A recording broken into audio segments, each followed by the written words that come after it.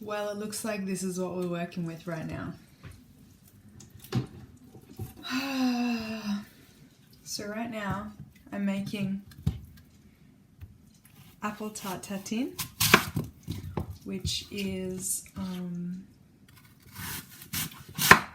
basically green apples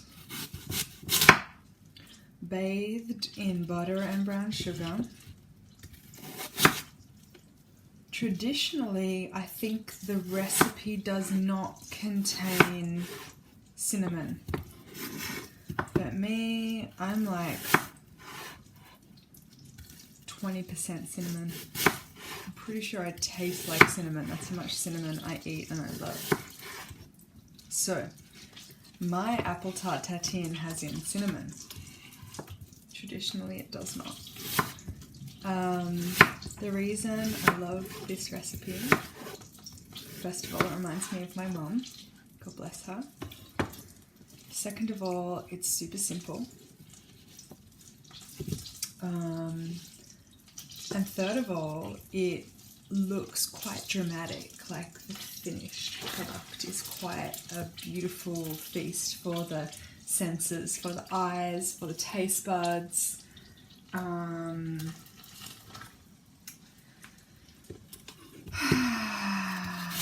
Yeah, and it's quite kind of both rustic and fancy at the same time, if that makes sense. So basically in the pan you put butter and apples and brown sugar. I also put cinnamon, which you're not supposed to put, but I never did really like the rules that much, and I was always going to do it my way.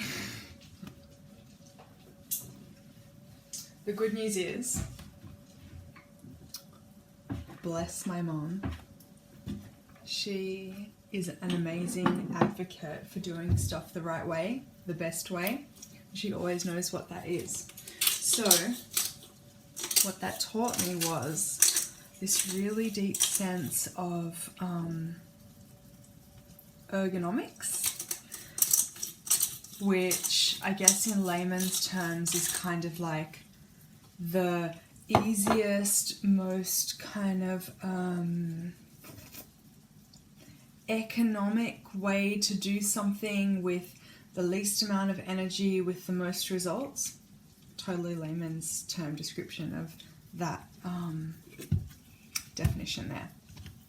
Anyway, that feels good while you're doing it, that you know when they talk about an ergonomic office, it doesn't injure you, it's easy to use, everything's within reach, so it has this facility to it, and also like a sense of productivity and a sense of rightness. Anyway, my mom was always really good at this stuff, like knowing the right way to do stuff, knowing the right things to do.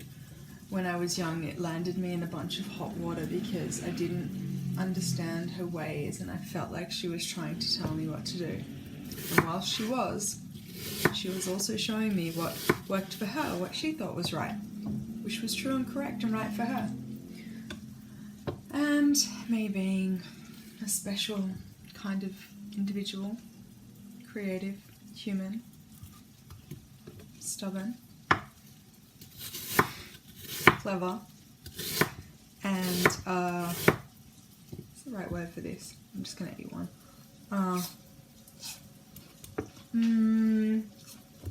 Well, I have a certain kind of far-seeing intelligence that can see the outcome of things before it arises.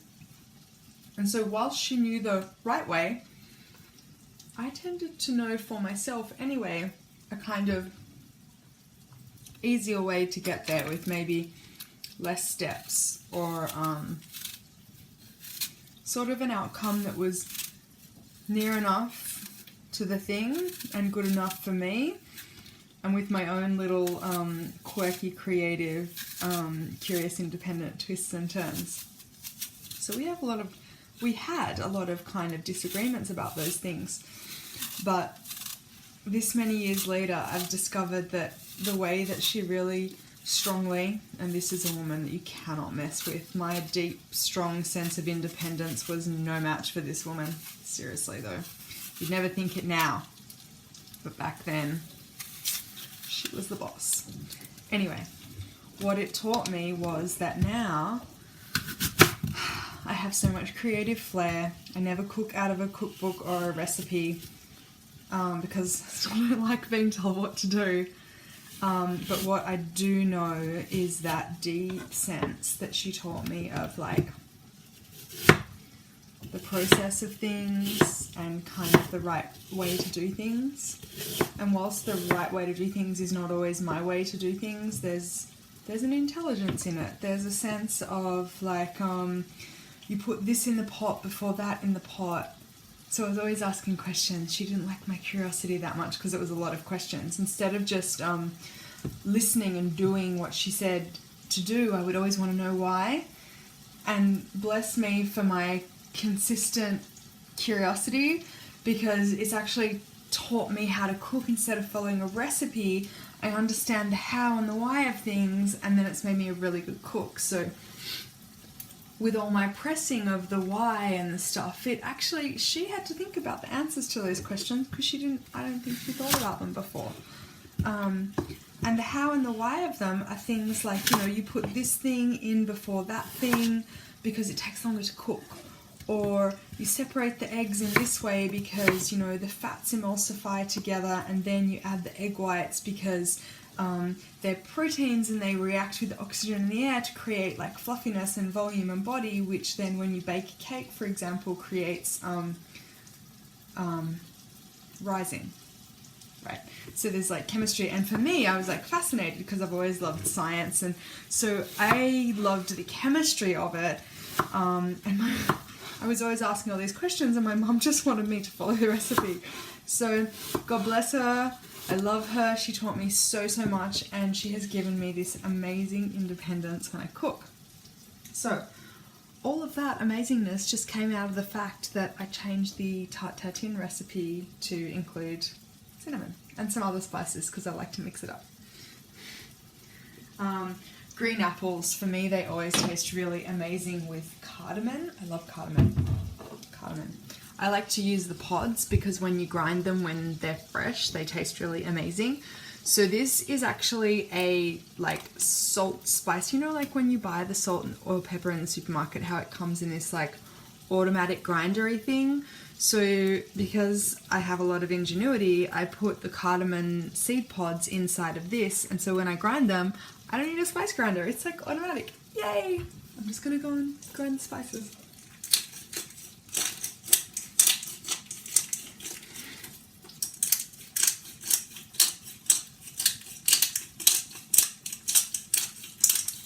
So if you are adding like already ground spices to this, which you shouldn't because Tatin Tatin doesn't have these spices. But anyway, you would probably add like 1/4 teaspoon. But when you're grinding fresh seed pods, you need less because they have a higher potency because they're freshly ground. What else would I like to add today? I did the cardamom. I'm going to put some salt in because salt is delicious. And I used unsalted butter in this with apples, which I prefer to use salted butter, but I didn't have salted butter today, so we are going with what is here. That's how I roll. What else is going on for me today? Oh, so this food, you know what, I live by myself, which I absolutely love, but I also really love cooking, and I realised that when I live by myself, there's no one to cook for. And whilst I like cooking for myself, cooking for one person is something that, bizarrely enough, is not as easy nor as much fun as cooking for like a bunch of people. I also grew up in a house where we were always cooking for lots of people. My mom was always like, cooking for a bunch of people would always just end up at our house. My stepdad would always come home from the pub with a bunch of friends, and just like randomly at the last minute my mum would be like suddenly cooking for dinner for like 6 people instead of 3. So I guess that's how I learned to cook. And my auntie and my grandma were always like, every pot in the kitchen was like a massive pot. There was no small pots. We didn't do small pots. Anyway, I'm from a Croatian family. We cook big. We cook in volume. I never really learnt to cook small. Plus my mum had a shop when we were growing up, and she was always like cooking massive batches of food. So it's kind of how I learned to cook. Because what I learned when I moved out of home, when I went to uni, was to cook a meal for one person, you need like a quarter of an onion and half a zucchini and like half a handful of this and that. What do you do with the other 2/3 of the onion and the other half of zucchini? They like turn bad in the fridge and you end up wasting all this food. So I would always just cook with like the whole onion and the whole zucchini and the whole next thing, and suddenly be like cooking for all my flatmates at uni, and they'd be like, whoa, what the hell is this? Because we were all late teenagers and nobody could cook. Thanks, Mum, I love you. I cooked for everyone. I really love cooking for people. It gives me this sense of like homeliness and nurturing and loving. It's a way for me to like look after myself and look after other people. Anyway, suffice to say, it makes me really, really happy, and I like that. Ooh, the pan's full. I'm just going to stick these last few ones all around the edges, because when they cook, they kind of shrink a little bit. Okay, I should probably show you what this looks like, because I'm not really teaching you to cook tart tatin, but maybe you want to know. So, in case you do, I'm going to show you. Oh wait, I talked all that smack about that cinnamon, but I haven't actually put it in yet. Hello, cinnamon, where are you hiding? I have such a cupboard full of herbs. Cinnamon, I'm wondering if that's backwards for you on the camera. Anyway.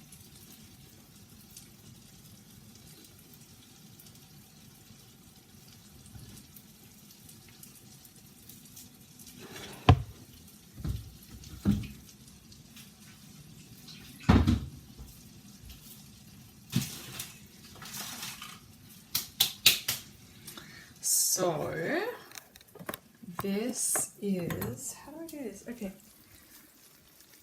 That is the apples in the tart tatin, so you can see how they're all kind of like organized around the pan. And then what I do is, after they're cooked, I'm gonna lay the pastry over the top, sort of like a big blanket, and then I bake it.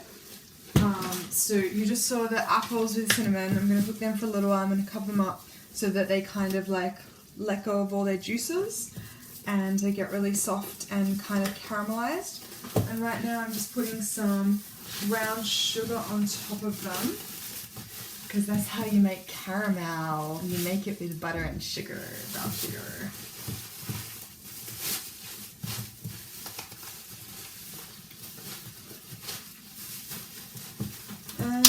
What was I telling you? Oh yeah, right. Gravity. Gravity's not helping me right now. Okay, how's this gonna work? Okay, I know what to do with you.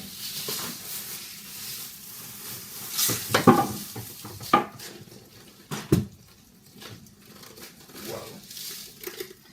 So yeah, basically you just add a couple of handfuls of brown sugar on top, you turn it into caramel, and then you lay, once it cools down, the apples cool down, you lay the pastry over the top like a big blanket, and then you put it in the oven and bake it. So the principle of tart tatin is that you bake the pastry on top like a cover, but with no cover underneath, and then when you finished baking it and you turn it out upside down, the apples are on the top.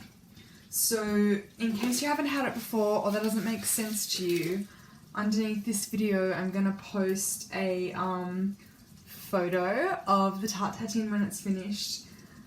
It's so delicious, it's one of my favourite things, and it reminds me of my mom and I love her, and yeah, it's quite a glamorous. I think that people that don't know how to cook this or haven't experienced it before like feel really baffled by it, but it's actually like the simplest thing in the world. This is like the easiest apple pie ever known to man, and somehow people have this idea that it's super complicated. It's not. You can like totally do it. Okay, that's all from me today. I love you. Bye.